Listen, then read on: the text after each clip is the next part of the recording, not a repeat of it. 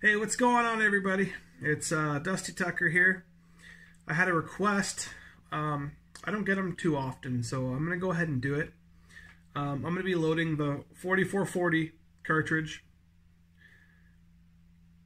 And some of you may know already what happens to 4440 casings after shooting them at the range. Sometimes you step on them and the die doesn't always correct them.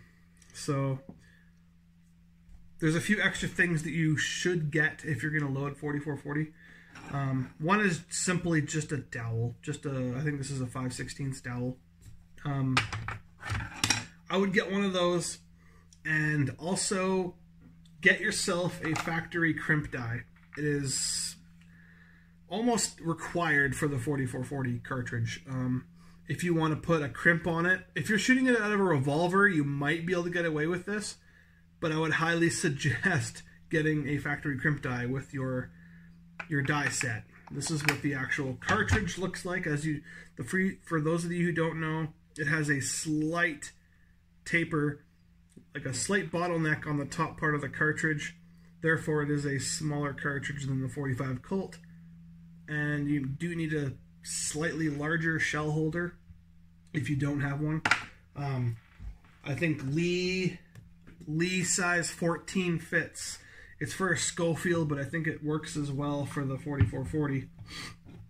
So we're going to be loading those today, and we just finished cleaning some in the tumbler, and it's kind of, there's a little bit of dirt and dust and stuff on it. I don't like to put that into my dyes. So what I do is I spray a cloth with Pledge. It's like table cleaner, whatever, Pledge. Just lightly mist it, and I just like to rub them one by one before depriming and resizing these. And I like to separate the ones that have necks like these, that have a bit of a nick in them, and put them in a different pile, so I know I can deal with those later. There's another one. I just like to separate all of those from the regular ones that look like they're okay. And I'm using a single stage Lee press for loading this. Two of them actually. I just find it easier. I need to get a progressive press one of these days, as well as a bunch of other things. I would really like to get a wet tumbler and so on and so forth. Anyways, okay, so the first step would be installing your depriming and resizing die. I'm not going to show you how to adjust them and everything, because if you're going to be tackling the 4440 cartridge, I would not suggest it as your first cartridge to reload ever. So I'm not going to show you the process and setting your dies and all that, because there's a lot of videos already on YouTube with that. So we're going to go ahead and get started with this stage. So like I said, cloth. If you don't have, this is like bare bones. If you don't have like a lube pad or anything to like clean them, like some kind of lanolin or case cleaning stuff or whatever, but I find this method works perfectly fine, and you never over lube your brass, especially if you just missed it with it. So go ahead, and that's going to be the first step, is depriming and resizing. And I like to do this after I clean them. That way all the corncob media gets pushed through that flash hole, and you don't have to worry about it in later stages of this. And then just put it in the loading block or whatever you have. Oh, I forgot to wipe that one. Yeah, it's just, you can wipe them all beforehand, but it's up to you really. It's all in preference. I'm not going to show you every single one of these, but I'll just go through a couple and kind of chat as we come into problems or whatever you may have it. I always like to ease into the press. I don't ram into there, and You don't want to slam it into the die because that's not good for your carbide ring on the bottom of your die, and it's just not good practice in general. So, oh, there's another one with the bend on it. We'll put it over on the other pile.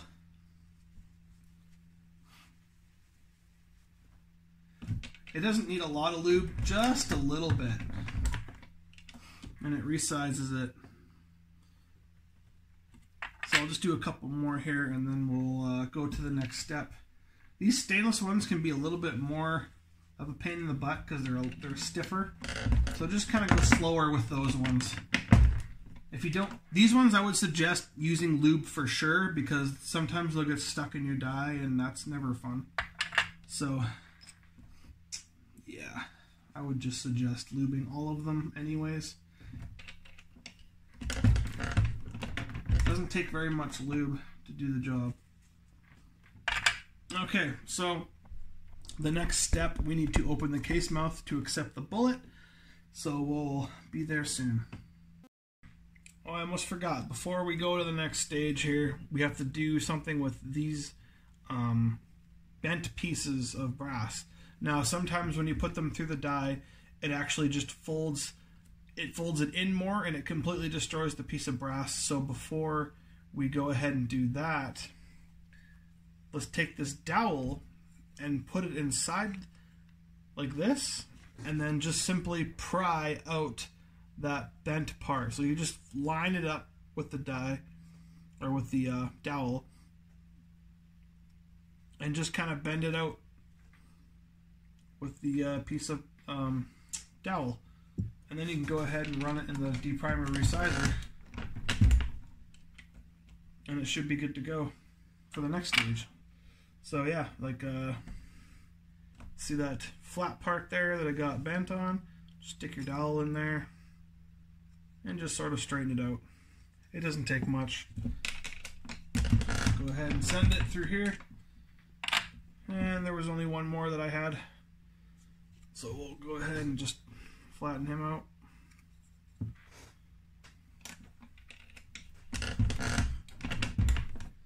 Don't worry if you don't get it completely circled, because our next step is going to expand the case mouth, so it's going to take any extra little minor imperfections on the case mouth, and it's just going to push it out anyways because of the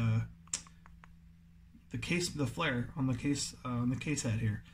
So I would only worry about the ones that are got like flattened, like a big amount anyways.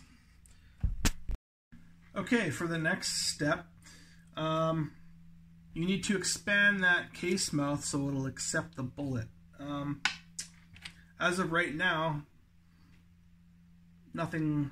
You don't want to push the bullet straight into here. It's going to fold the brass over and it's going to make a mess. So you actually want to make sure you have your case mouth expansion die swapped out, or swapped in, my bad. And then go ahead and put one in. This is what you want to be able to do. If you don't have it set, you want it set so it just accepts that bullet. I can't push it in any farther than that. It just takes that much. And I would not do too much case mouth expansion with the 4440, because this neck, this little shallow piece of the neck here, is the only thing that's going to be holding your bullet. So you don't want that to be too loose, otherwise it'll get pushed in, and especially if you're shooting smokeless powder. The bullet will get pushed in to the point where it's not going to feed in your gun properly, and it's going to cause jams and all sorts of fun. So there's a lot of ways to do this. If you just have a single stage press, you can go through all of your brass and just do the case mouth expansion part of the stage. So you could literally just take all your brass, case mouth expand, and then do that through all of them. Or you can take your primers, put them in the cup. I don't use that other safety prime tool that came with this, because I just find that half the time it flips them upside down, and I just find it faster loading them manually than doing that. And then you can actually go up into your die, do your case mouth expansion, come in, and prime. I like to give it just a little extra squeeze to make sure that it's seated flush or slightly below flush, especially for revolvers, actually, and lever guns too, because you don't want a knock to happen in your tube magazine. So you can do that, but what I like to do is actually go another step farther, break out my powder measure here. I'll try to get a better angle. Just this little Frankfurt Arsenal powder measure here, and I've measured this compared to my actual scale, and this is 0.3 grains out, but I'm not even going to worry about that because I'm not doing precision here. This is just for cowboy action shooting. So this is my load data for the 44, oh, that's 38 special, my bad. 357, here we go. 4440, so we have a 200 grain bullet, lead cast at 429 sized. Yours might be 427. Cartridge overall length 1.6, same as the 45 Colt. You don't want to exceed 1.6. Case trim length is 1.295. I also do not worry about that. Starting loads 5.5. I'm using grains of Trail Boss, so. And then maximum load is 6.5 grains. I'm going for 5.7 grains. So now we have the Frankfurt Arsenal out here. So now I'm not sure what I have this set to, so we're going to find out. I'm going to take my first few charges and just dump it straight back in there because my desk's been getting bumped here and there. Alright, let's see what we got. What was I loading last? This looks like a 5.5. 5.6. So yeah, I think it was doing 45 Colt. For me, I used when I use Trail Boss powder, I do the same load for my 4440 as my 45 Colt, 5.7. So now we don't have the this die does not have the powder through. It doesn't have the hole through the top here, so we can't use this little funnel on top of it because it's not a lead die, it's a RCBS die. So what I like to do is take your prepped ready case for your bullet, good to go. Go ahead and put your powder in there. Okay, now this just went down to 5.4. I gotta change that. I might have to adjust the scale a little bit, or this device here. Let's see if that changes things. 5.6. All right, we're just gonna go ahead and open this, bring it out just a little bit more, adjust that, see if that did anything. There we go, 5.7, right on the money, perfect. Okay, so we'll go ahead and put the powder inside here. Trail Boss doesn't like to go through there, so I like to give it a bunch of taps to make sure she goes down. And we have charged case ready to go. So now I like to take it even one step further, come over to this little partner press here, and I got it ready to go. So now I just like to put a bullet on top,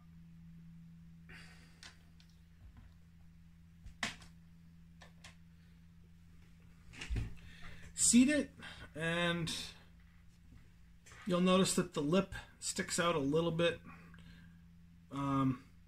That's where the next stage comes in, and I would highly suggest getting a factory crimp die, because what that's going to do is when you push this in with your press, it's going to tighten that lip brass to your bullet, and it's going to make a nice sealed case. Right now, I don't even know if I would trust it in a lever action rifle. It might be okay in a revolver, but just get one of these dies. I highly, highly, highly suggest it. So that's how I like to do it from that stage. So I don't got much room on here. So what I like to do is I'll reorganize this here. Kind of made a mess. So I like to take from that stage, I like to go from the depriming resizing stage and going through all of these to that stage. That's just my preference. You don't have to do it that way. You can do it individually if you like. But for the case of the video, I'm just going to go ahead and show you a few more on my way here. So, primer in the cup. Take the brass case mouth expansion. Make sure you got it below flush. Powder. I like to weigh at least 5 in a row. 5.7. Perfect. Powder. Projectile. And then into the other partner press here. Seat the bullet. I like to do all of those in one stage, if you call it a stage. I know what some of you are thinking. The way I'm loading it, why don't I just get a progressive press? And trust me, I would love to get a progressive press, but during this whole COVID crisis, I don't have enough money for one. Maybe next year, who knows. Grab another piece of brass. Primer in the cup. I have the patience to do this kind of slow stuff. I like to check, even if you just flip it over for a second and just feel it, you know you're good to go. Then you don't have to worry about second guessing yourself when you're at the range or whatever. 5.6 grains of powder, good enough.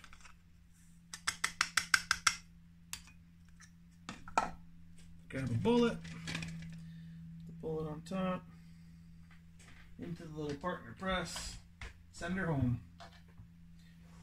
I like to go right at the crimp groove. Maybe, yeah, right at the crimp groove is what I like to do for the 4440. For this typical bullet anyways. So I'll just do a couple more here. Case mouth expansion. Check, good. Powder. 5.6 grains, good enough.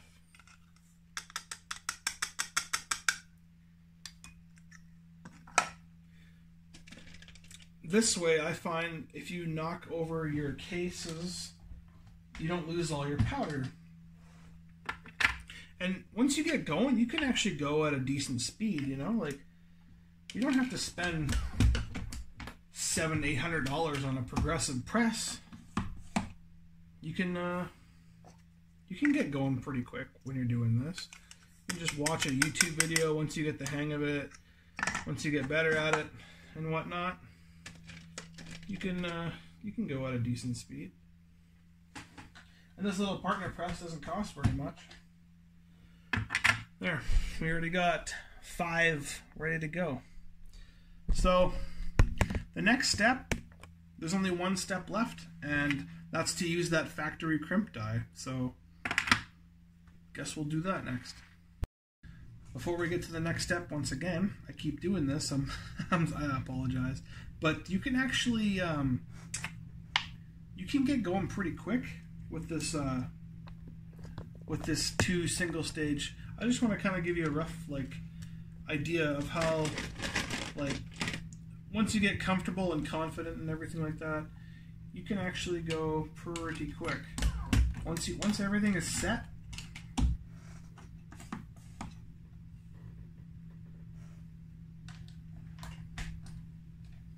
you can go pretty quick. Like it doesn't take very much time. So I know it's not the fastest thing in the world. It's not as good as a Dylan, whatever. But once you get in that moment or whatever, once you get that groove going, you can actually pump them out pretty quick. I've surprised myself sometimes with how fast I can actually get 50 cartridges made before however long I actually think it's going to take to make them. But I just wanted to throw that in there. The thing is, if you're going to do 2 presses like this mainly just would be for pistol cartridges. You might need to get a second shell holder for this guy over here. I actually bought a second shell holder because in my mind at the time, a second shell holder was cheaper than a progressive press. So between the price of this partner press and an extra shell holder, still only costs maybe $80 or so. And I know the progressive presses cost quite a bit, but we'll get there one day. But for now, this setup works pretty good. I'm enjoying this setup. Okay, so final step. We want to get rid of this case mouth expansion die, and we want to bring in the factory crimp die. I just happen to have an extra lock ring, so I'm going to go ahead and insert that, and then put this guy in. The depth doesn't really matter as long as it's in far enough where the whole bullet is going to actually get into that.